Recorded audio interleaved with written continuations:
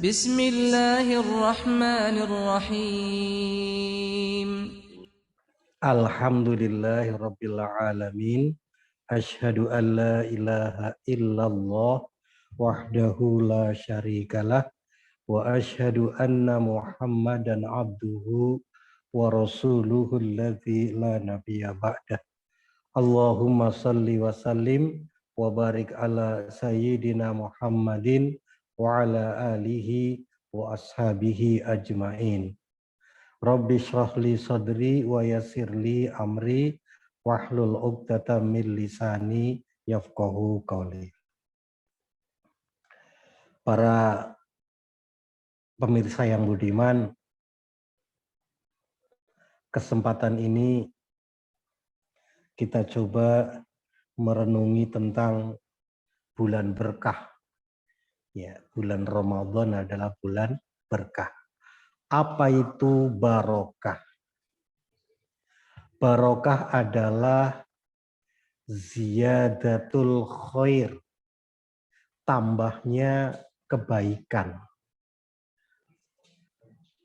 Uang yang berberkah adalah uang yang selalu menambah kebaikan bagi yang memanfaatkannya.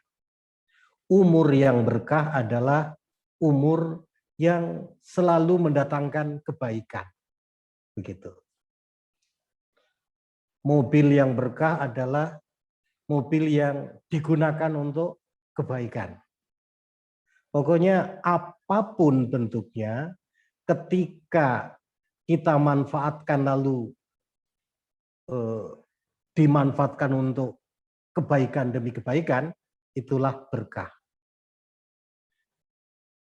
Biasanya berkah itu muncul memang karena ada niat baik, perbuatan baik, sehingga apapun menjadi baik, hanya berkah.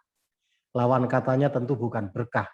Uang yang tidak berkah walaupun banyak, uang kadang mendatangkan kesengsaraan. Ya, jadi berkah seperti itu. Maka saat atau waktu yang berkah namanya waktu al-mubarak. Kenapa berberkah? Karena di saat itu ya, inti keberkatan itu ada. Inti keberkatan ya wahyu ini Quran. Quran adalah sumber barokah, sumber kebaikan. Sehingga waktu di saat turunnya Quran adalah waktu yang berberkah. Kita mulai dari Quran adalah berkah. Misalnya kita baca pada surah Shad, ya, surah Shad itu surah ke-38. Di sini pada ayat ke-29 Allah berfirman, A'udzubillahi minasyaitonirrajim, kitabun anzalnahu ilaika mubarak. Nah, kitab Al-Quran itu anzalnahu, kami Allah menurunkan Quran kepadamu mubarak. Bahwa kitab Quran itu penuh berkah. Ya. Maka waktu ya, atau saat di mana Quran diturunkan itu adalah saat yang berberkah. Misalnya kita baca surah apa lagi nih? Ad-Dukhan misalnya ya, surah Ad-Dukhan itu surah ke-44 ya. Pada ayat ke-3 Allah berfirman, Inna anzalnahu fi lailatim mubarakah. Kami turunkan Quran di satu malam yang penuh berkah. Gitu ya. Karena Quran itu adalah sumber kebaikan, sumber berkah, ya. Maka malam ketika Quran turun, di mana di Gua Hiro pada tanggal 17 Ramadan, di malam hari, malaikat Jibril datang membawa turun wahyu, itulah malam yang penuh berkah. Sehingga bulan saat Quran ini diturunkan, maka bulan itu menjadi penuh berkah. Syahru Ramadhanalladzi unzila fihil Quran. Ya. Bulan Ramadan di mana bulan yang di dalamnya diturunkan Al-Quran. Oke, kita sudah tahu Quran adalah sumber barokah. Oke, malam ketika turun Quran juga malam yang berberkah. Bulan ketika di dalam bulan itu turun Quran juga bulan yang berberkah. Sekarang pertanyaannya, bagaimana kita juga manusia menjadi berberkah? Kan begitu. Sebab buat apa sih Quran berberkah, gitu? Malam barokah, bulan barokah, kalau kita sendiri tidak berberkah. Nah sekarang bagaimana agar berkah itu bukan hanya pada Quran, bukan hanya pada malam turunnya Quran, bukan juga hanya pada bulan di mana Quran turun dalamnya, tapi berkah itu juga masuk dalam diri kita. Maka kita lihat misalnya kembali pada surah Shad. Di sini dikatakan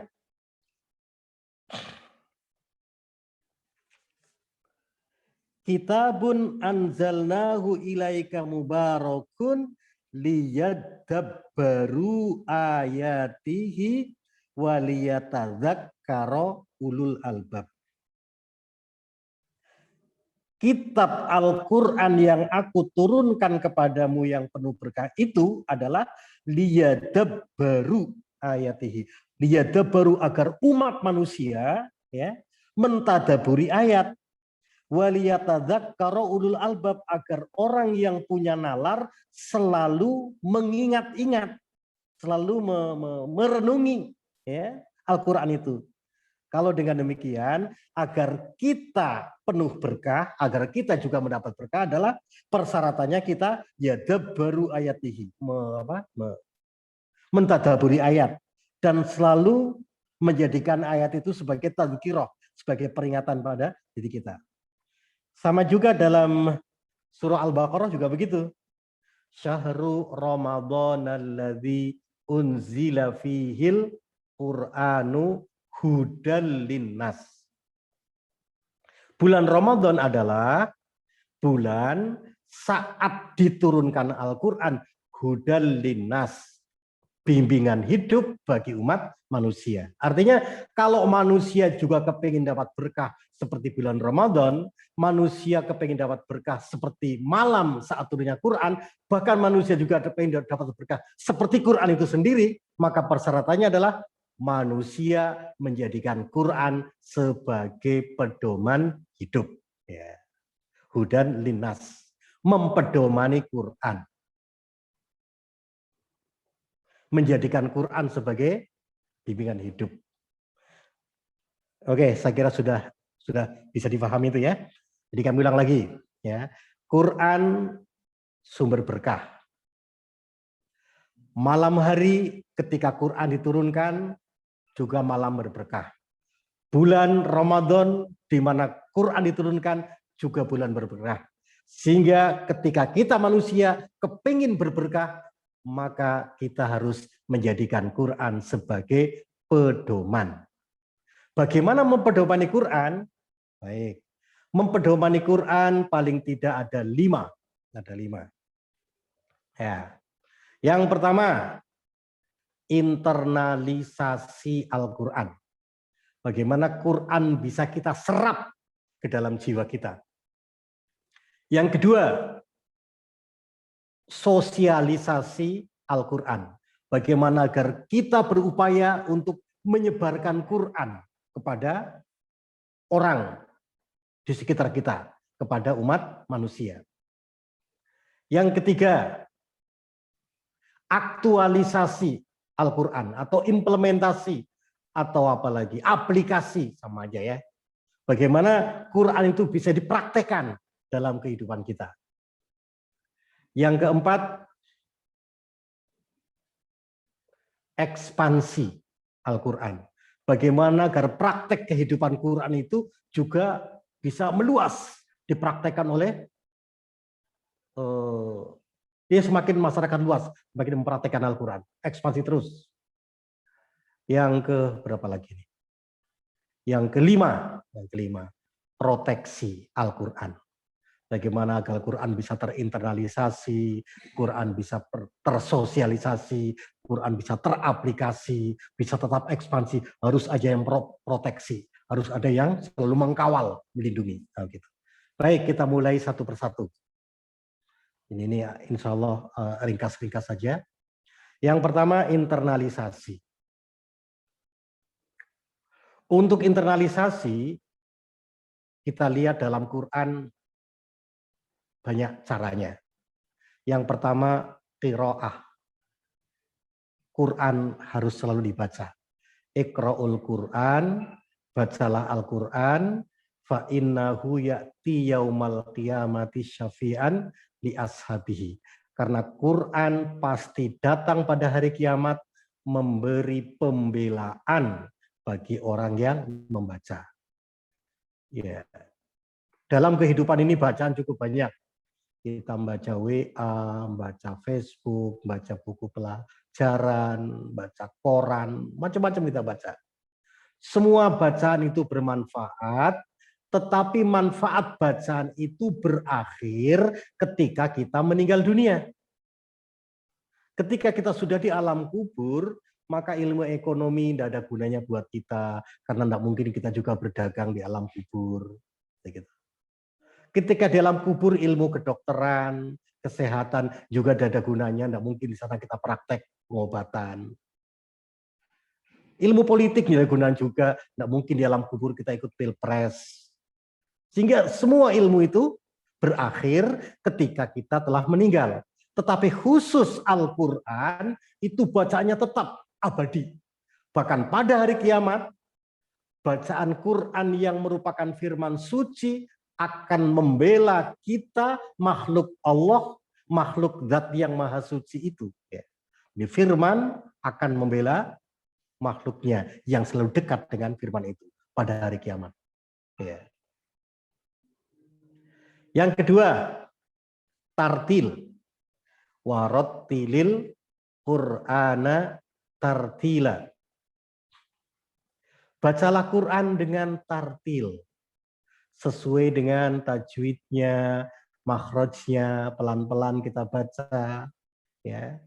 Kalau bacaan kita pelan, sehingga Allah berkenan inna sanulqi alaika qaulan sakila, pelan-pelan, nilai-nilai wahyu yang sangat sakila, yang sangat berbobot, itu sanulqi alaika, Allah akan masukkan dalam jiwamu. Jadi bisa meresap ya ketika kita renungi Al-Quran itu. Yang ketiga, tadabbur. Tadabbur itu penghayatan. Afala yatadabbarunal Quran. Apakah mereka tidak menghayati Quran? Am ala qulubin akfaluha, atau hatinya tertutup. Jiwa kita selalu melakukan aktivitas. Aktivitas jiwa itu penghayatan. Kita biasa menghayati nikmatnya Soto Makassar. Orang yang senang sepak bola menghayati bagaimana tendangannya Ronaldo yang geledek itu. Ada juga yang menghayati nikmatnya saat merenung sendiri di tengah malam. Menghayati kekasih yang jauh. Nah, jiwa itu akan selalu menghayati. Allah menuntun kita, memberi panduan agar penghayatan yang merupakan aktivitas dari jiwa kita itu terarah, diarahkan pada Al-Quran. Afala yatadabbarun Al-Quran. Pada zaman Orde Baru ada namanya P4, pedoman penghayatan dan pengamalan. Jadi dihayati Pancasila itu. Nah, kalau kita mampu berusaha untuk mengarahkan hati untuk menghayati Quran dengan membaca, dengan tartil, sehingga pelan-pelan Quran dihayati, itu hati menjadi tidak tertutup. Tapi kalau tidak pernah kita berusaha menghayati Quran, maka penghayatan yang lain menjadi menutupi hati, akhirnya Quran tidak bisa masuk, telah terhalang oleh penghayatan pada yang lain. Ya. Yang berikutnya, internalisasi adalah ta'allum. mempelajari. Ya, Quran mari jangan sekedar bulan Ramadan kita hanya tadarus untuk memburu khatam saja, tapi dipelajari. Kita bisa pelajari lewat asbabun nuzulnya, maknanya, hukumnya, dan lain sebagainya. Maka Rasul bersabda, khairukum man ta'allamal Qur'ana wa 'allamahu. Orang terbaik adalah orang yang berusaha untuk mempelajari Quran. Lalu dia mengajarkannya. Yang berikutnya adalah at-tahfidz, menghafal. Menghafal karena cukup berat juga, maka Rasul juga memberikan imbalan yang sangat luar biasa. Bagi penghafal Quran, dia diberikan purbawaseso, ya, diberikan jatah oleh Allah Subhanahu wa taala untuk bisa menyelamatkan kedua orang tuanya dengan memberikan mahkota. Masya Allah. Jadi kalau kita itu punya rasa kasih, rasa sayang kepada orang tua yang melahirkan kita, membesarkan kita, kita kepingin berbalas budi.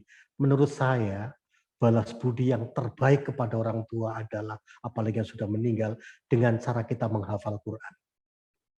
Maka ketika kita menghafal ayat-ayat yang sudah kita hafal itu, bisa kita mohonkan kepada Allah di hari kiamat. Ya Allah, ayat-ayatmu sudah kuhafal ini.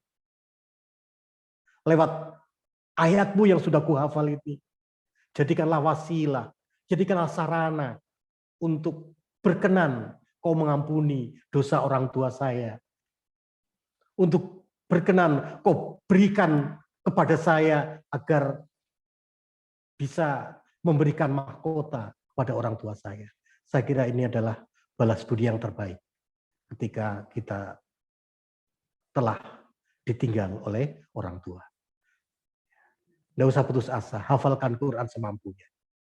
Kalau kita rajin, istiqomah menghafal Quran, sampai mati pun kita belum hafal Quran, tidak masalah. Ya, Allah tidak melihat berapa jumlah yang dihafal, tapi Allah melihat seberapa serius kita menghafal.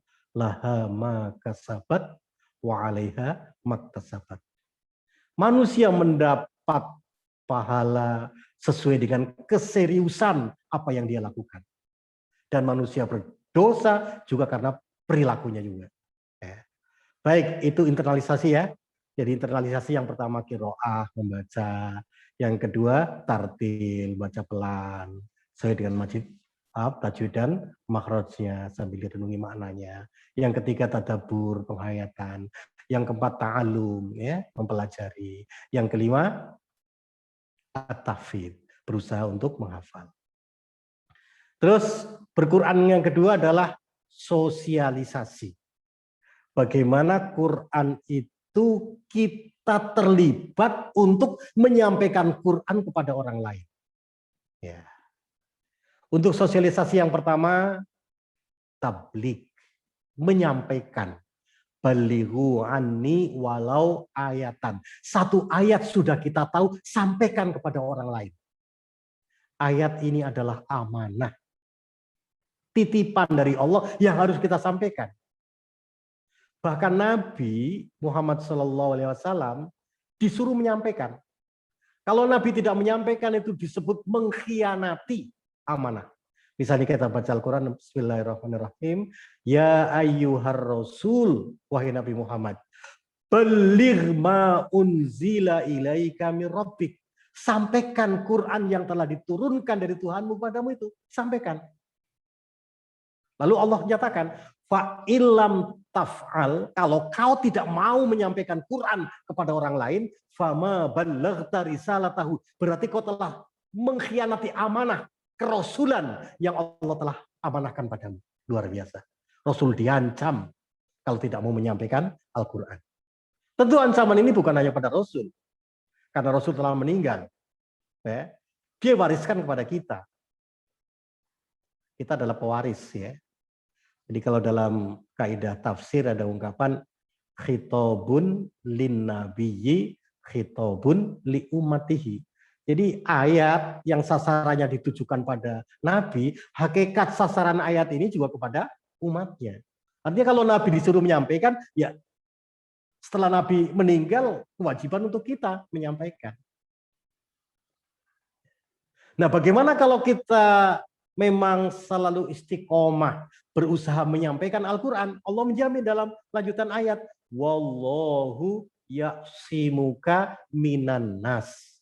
Allah akan melindungi kau dari niat-niat jahat umat manusia ketika Anda punya izzah, Anda punya azam ya, punya azam, punya keinginan untuk menyampaikan Quran, maka yakinlah Allah akan selalu melindungi engkau. Ini jaminan. Jadi kemaksuman Nabi itu karena menyampaikan Al-Quran. Nah, kalau kita menyampaikan Quran, kita insya Allah juga dilindungi oleh Allah Subhanahu wa taala.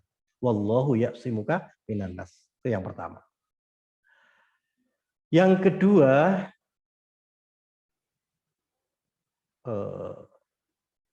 dakwah. Kalau tadi tablik, sekarang yang kedua dakwah. Dakwah itu kalau bahasa kerennya rekrutmen. Rekrutmen. Mengajak, merekrut. Kalau tadi disampaikan kan, kalau disampaikan orang tahu, ayo kita ajak. Yang belum berislam kita ajak Islam. Yang belum ke masjid kita ajak ke masjid. Gitu. Yang belum mau berjamaah untuk bersama-sama terkoordinir dalam rangka berpartisipasi, ikut andil memperjuangkan Quran, ayo ikut. Ud'u ila sabili rabbika. Ajak mereka agar bisa bergabung bersama-sama menapaki jalan Tuhan. Bil hikmati wal mau'izatil hasanah. Faman ahsanu qaulan mimman da'a ilallah. Adakah pernyataan-pernyataan yang lebih baik, ucapan-ucapan yang lebih baik dibanding ucapan orang yang mengajak orang lain untuk kembali kepada Allah Subhanahu wa taala. Inilah ucapan terbaik.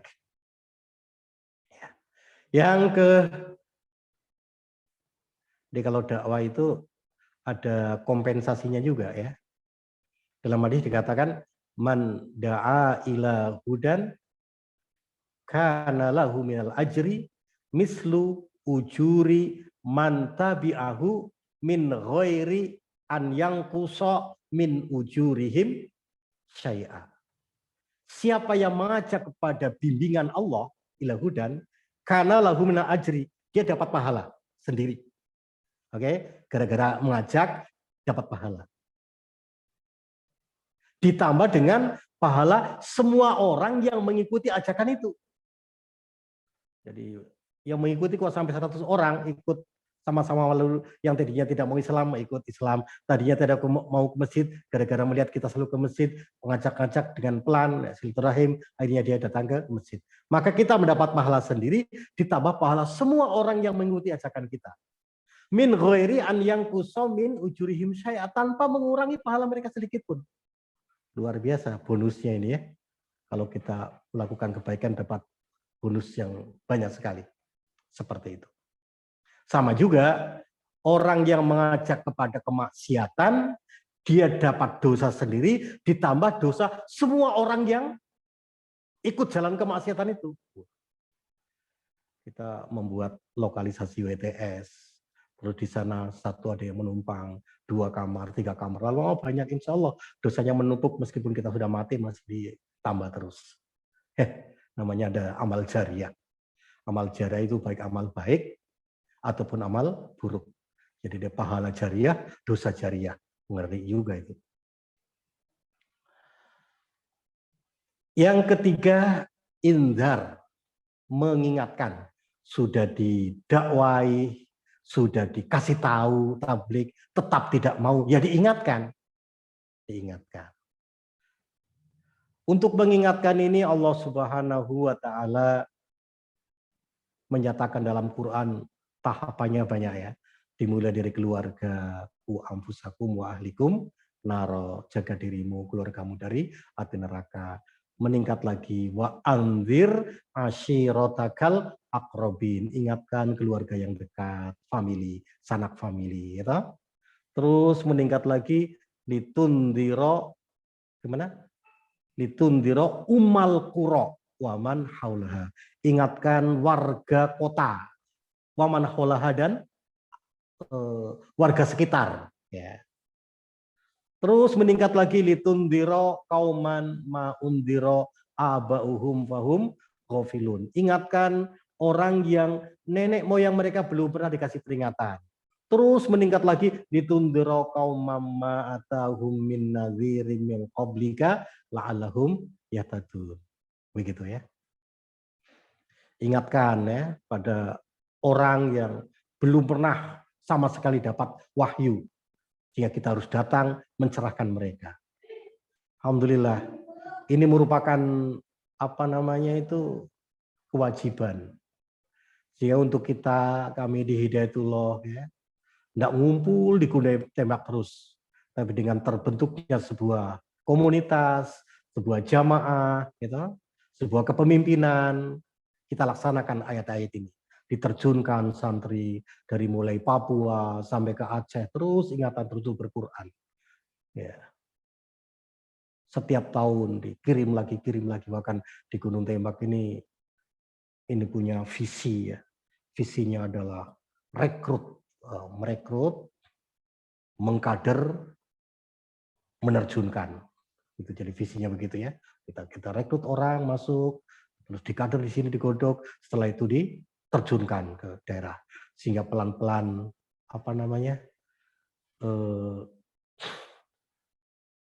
kewajiban kita berquran bisa kita laksanakan. Ketika pada zaman umat Nabi Musa, pasca Nabi Musa, itu misalnya disebutkan dalam Quran, ada orang tanya pada alim ulama, lima ta'idhuna qaumanillahu muhlikuhum au mu'adzibuhum adzaban syadida. Kenapa kau selalu mengingatkan kaum itu selalu maksiat terus, di mana nanti Allah akan mengazab mereka? Kok masih kau ingatkan terus gitu ya? Paling jelas mereka tidak mau tahu. Apa jawab alim ulama dalam Quran itu? Diabadikan. Ma'dzirotan ila rabbikum wala'allahum yahtadun. Jadi menyampaikan, mengingatkan pada orang lain, ya, itu adalah ma'dzirotan. Agar ada alasan, memberikan uzur, memberikan alasan pada saya, agar ada alasan saya menghadap kepada Allah Subhanahu wa taala bahwa ayat sudah saya sampaikan, ma'dzirah, sehingga Allah berkenan untuk mengampuni dosa saya. Baru nanti yang kedua, la'allahum yattaqun, mudah-mudahan mereka bertakwa. Kalau toh tidak bertakwa, yang penting aku sudah sampaikan, sudah saya melaksanakan amanah. Itu namanya ma'dzirah. Ya. Jadi kita menyampaikan Al-Qur'an itu, menyampaikan dakwah itu tidak terlalu mengharap maksimal agar orang yang kita sampaikan ikut. Ya itu juga satu harapan. Tapi harapan itu hanya la'alla. Mudah-mudahan dengan saya sampaikan mereka mau sadar.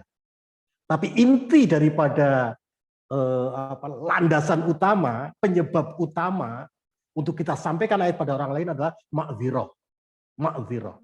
Sebagai alasan di hadapan Allah Subhanahu wa taala, sebagai hujah di hadapan Allah bahwa saya telah menyampaikan Quran. Karena Quran itu punya dua sikap kepada kita. Sikap Quran pada kita ada dua. Yang pertama hujatun laka, yang kedua hujatun alaika. Yang hujatun laka adalah Quran membela kita, hujatun alaika adalah Quran menuntut kita. Jadi Quran itu luar biasa. Ini memang kayak benda mati seperti ini.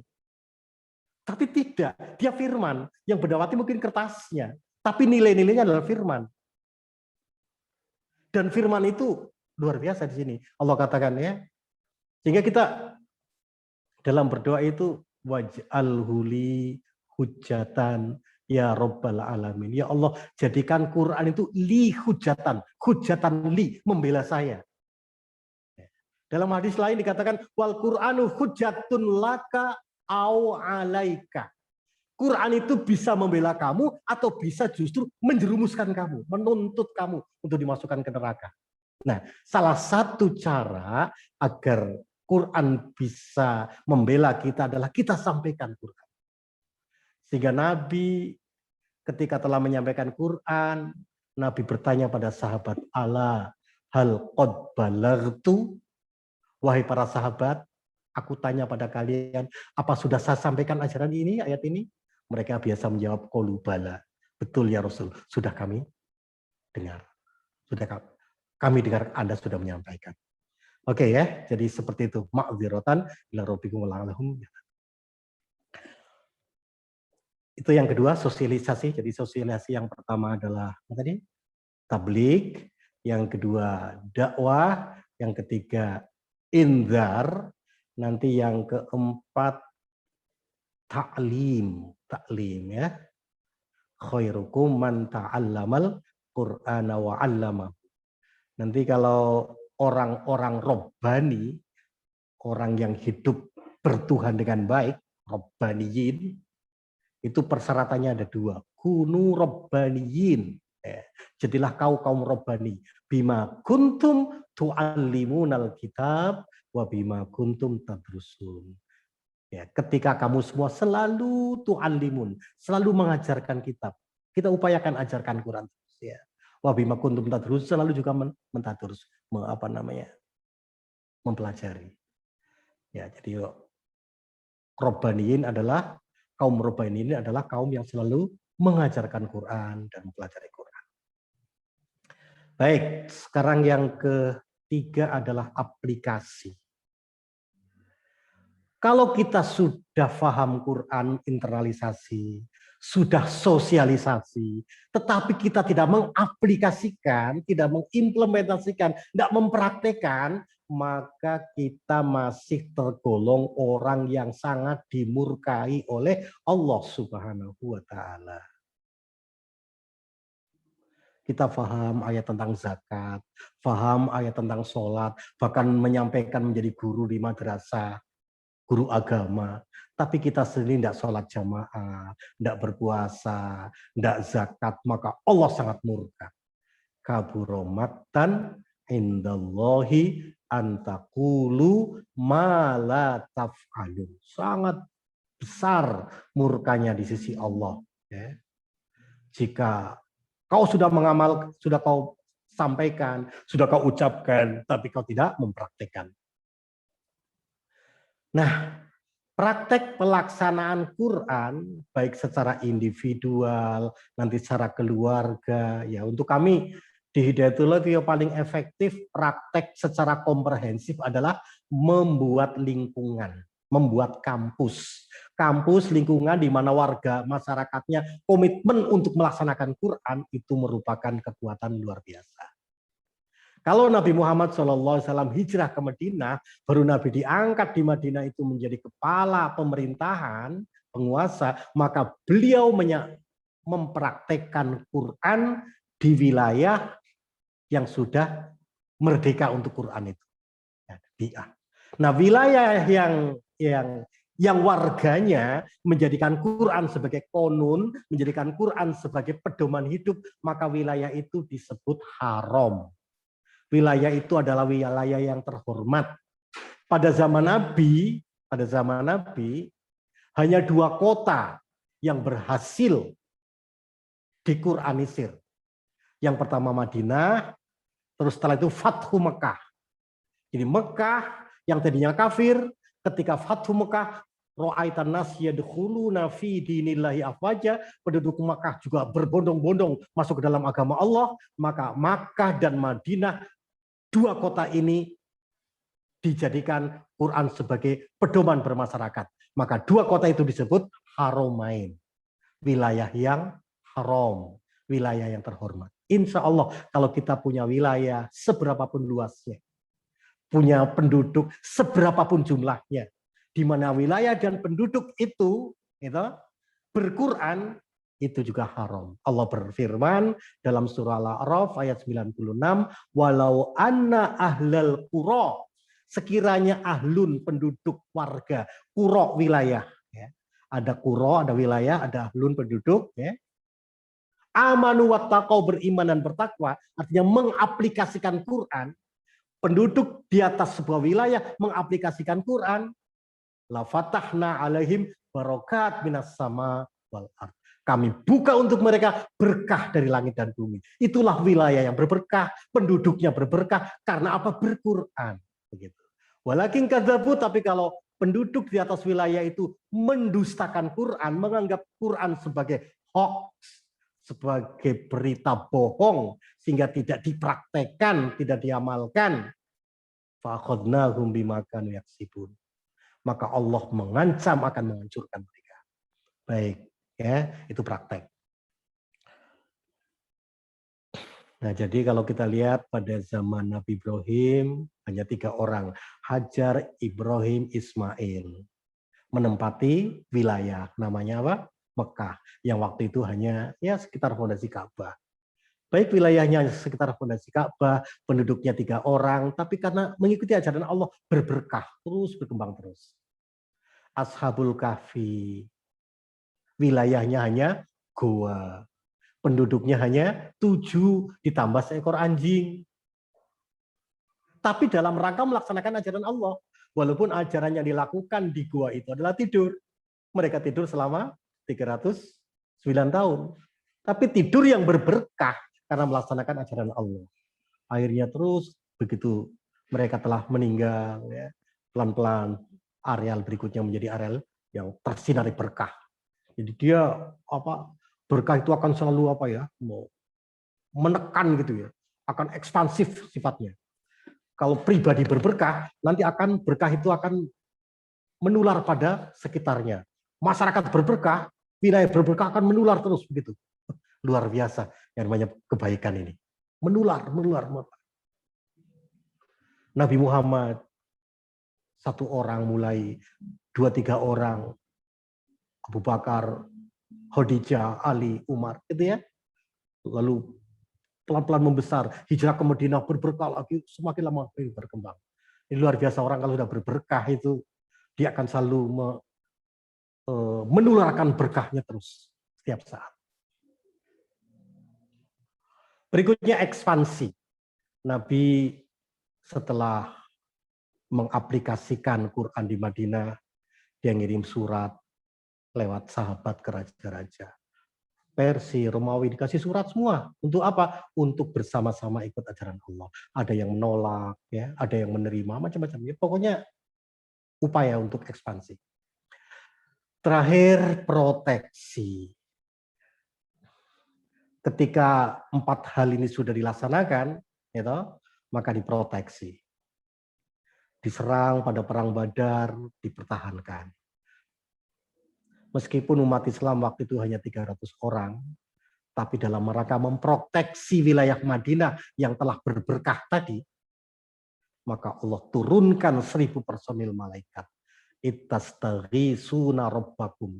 Ketika kamu diserang dalam perang Badar, dan kamu semua, wahai Muhammad dan para sahabat, panik. Lalu kau semua langsung mohon pada Allah, istighosah. Fastajabalakum, lalu aku ijabahi istighosah Anda.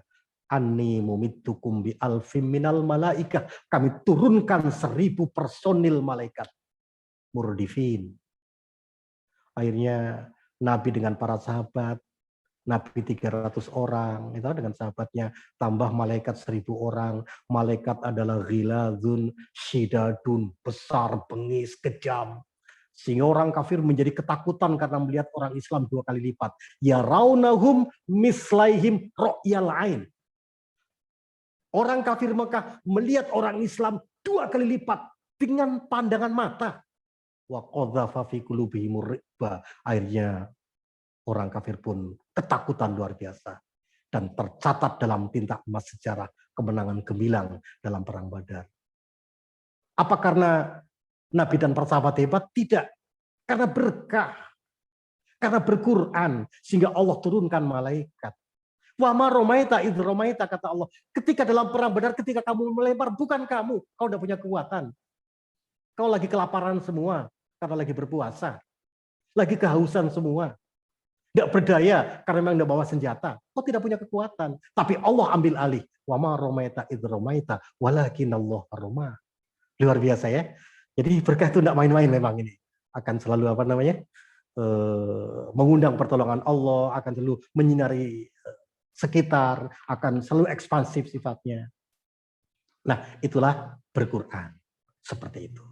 Nah, ketika kita orientasi hidup berquran, baik internalisasi, sosialisasi, aplikasi, ekspansi, proteksi, kita mati dalam berquran, itu yang disebut dengan mati syahid. Jadi mati syahid adalah mati ketika kita berquran. Ketika kita berquran. Prajurit mati syahid ketika perang bela sabilillah. Ya. Guru mati syahid ketika dia mukmin lagi mengajarkan ajaran Allah. Ibu-ibu mati syahid ketika dia mukmin lagi regenerasi untuk melahirkan generasi pelanjut melaksanakan ajaran Allah Subhanahu wa taala. Baik, barangkali ini gambaran tentang berkah. Mudah-mudahan kita semua menjadi orang yang berberkah. Hadanallahu wa iyyakum ajmain. Assalamualaikum warahmatullahi wabarakatuh. Ya. Ya. Assalamualaikum Ustaz. Ada pernyataan bahwa sebaiknya beribadah itu karena iman atau penambahan kita kepada Allah Subhanahu wa taala, bukan karena pahala. Terutama di bulan Ramadan yang pahalanya berlipat ganda, sehingga malas kembali di bulan lainnya. Contohnya saat Ramadan rajin baca Quran, bahkan bisa khatam. Sedangkan di bulan lainnya belum tentu khatam dalam satu bulan. Bagaimana pendapat Ustaz terkait pernyataan tersebut? Iya. Jadi dalam pengabdian kepada Allah, ketika kita sandarkan pengabdian itu kepada Allah dan kepada firman-Nya, itu disebut ikhlas karena Allah. Jadi setidaknya ikhlas karena Allah itu ada 3. Ya. Yang paling tinggi adalah pengabdian kepada Allah karena rasa syukur. Tidak mengharap pahala, tidak takut tidak mengharap dijauhkan dari siksa ya, tapi karena syukur. Seperti Nabi kita Muhammad Shallallahu Alaihi Wasallam, gitu. Ketika oleh Aisyah ditanya, karena tiap kali Aisyah bangun malam, padahal dia tidur dengan Nabi kok selalu tidak ada, kemana Nabi, dicari-cari ternyata sholat. Akhirnya Aisyah bertanya, wahai Rasul, kan sudah diampuni semua dosamu, jelas kau masuk surga, sudah diangkat derajatmu, tapi kenapa sih masih sholat terus? Apa jawab Nabi? Bukankah saya ini hamba yang patut bersyukur? Alaisa li abdan syakur. Jadi Nabi itu ibadah bukan karena mengharap pahala, gitu, bukan karena takut dosa, siksa, enggak. Nabi syukur. Yang kedua, ini termasuk ikhlas juga. Beribadah karena mengharap pahala. Karena apa? Karena Allah juga yang menyatakan seperti itu. Ya. Yang disebut sebagai ibadahnya pedagang. Nah, kalau pedagang kita bekerja kepingin dapat keuntungan. Karena Allah juga yang menyatakan, masalul ladzina yunfikuna amwalahum fi sabilillahi kamasali habatin ambatat sab'asanabil fi kulli sumbulatin matu habbah. Orang yang berinfak seperti nanam 1 biji, tumbuh 7 tangkai, setiap tangkai berbuah 100. Nah kan Allah nyatakan seperti itu. Nah kalau kita mengharap itu ya tidak salah, karena memang Allah yang berfirman gitu loh. Masih tetap disebut ikhlas. Laqad kana lakum fi Rasulillahi uswatun hasanatun liman kana yarjullaha wal yaumal akhir. Yarju. Bagi orang yang mengharap Allah dan yarjullaha wal yaumal akhir, mengharap hari akhir, artinya mengharap surga. Kan begitu. Mengharap hari akhir, mengharap surga, mengharap dijauhkan dari neraka. Ini benar juga. Oke ya. Yang ketiga, ibadah karena takut azab Allah. Itu juga ikhlas. Tidak salah, ikhlas juga. Ya. Karena Allah juga yang menyuruh kita untuk takut kepada siksa. Jadi Allah berfirman, "Syafa amman khofa maqama rabbih wa nahan nafsa 'anil hawa." Barang siapa yang khofa, takut gitu ya. Takut. Apa takut? Maqama rabbih, kedudukan Tuhannya. Karena Tuhan punya kedudukan yang tertinggi, Malikal Mulk, raja segala raja. Tuhan bisa bikin azab. Sehingga takut pada Tuhan, takut pada azab Tuhan. Itu tidak masalah juga. Ya.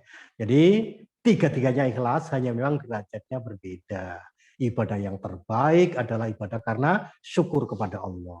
Ya. Dan termasuk ikhlas juga adalah ibadah karena mengharap ridho Allah, mengharap surga Allah, mengharap jauh dari azab Allah. Oke, tiga-tiganya bagus. Terima kasih. Berkenaan dengan tuntutan Al-Quran disampaikan, apakah bisa digantikan dengan kegiatan kita melaksanakan pengajian, taklim yang mengundang teman-teman dan keluarga, atau menyebarkan tulisan-tulisan yang mungkin salah satu akhir dari Masalah teknis itu tidak dipermasalahkan. Yang penting kita berupaya. Dakwah yang terbaik memang ada namanya dakwah bilhal. Dakwah dengan perilaku, dengan kepribadian. Orang yang kepribadiannya baik, itu mengundang orang untuk berbuat baik. Misalnya kita tiap hari sholat jamaah di masjid dengan tepat waktu. Tanpa disadari sebenarnya saya lagi menyampaikan pada orang lain untuk ikut sholat jamaah. Sehingga pelan-pelan orang pada ikut. Gitu ya. Jadi menyampaikan bisa berupa sikap mental, kepribadian, bisa berupa juga ucapan, bisa berupa juga tulisan, dan sebagainya ya. Sehingga kalau kita lihat hadis, maro'a minkum mungkaron, siapa yang melihat kemungkaran, falyughayyirhu biyadihi, hendaklah rubah dengan tangannya. Jadi menyampaikan pada orang bisa dengan tangan, dengan kekuasaan, dengan membuat perda, peraturan, sehingga dengan demikian kemungkaran tidak terjadi. Dia juga bilisanihi, bisa juga redaksional, menyampaikan ayat secara redaksional, dengan tulisan, ya, lewat internet, lewat Facebook, lewat macam-macam taklim, ngundang orang di rumah kita, ngundang ustadz untuk menyampaikan. Itu masalah teknis ya, masalah teknis banyak caranya. Kalau dengan lisan juga tidak bisa, ya wabi kolbihi. Mau pengajian dilarang karena nanti dianggap radikal misalnya. Akhirnya kita bisa hanya mendoakan. Kalau hanya itu yang bisa kita lakukan, ya doakanlah terus. Karena doa adalah mukhul ibadah. Doa adalah inti ibadah. Dia kekuatannya luar biasa. Baik, kalau tidak ada sudah 6:30. Mari kita tutup majelis ini dengan kafaratul majelis. Subhanakallahumma bihamdik asyhadu an la ilaha illa anta wa nastaghfiruka wa natubu ilaik. Wassalamualaikum warahmatullahi wabarakatuh.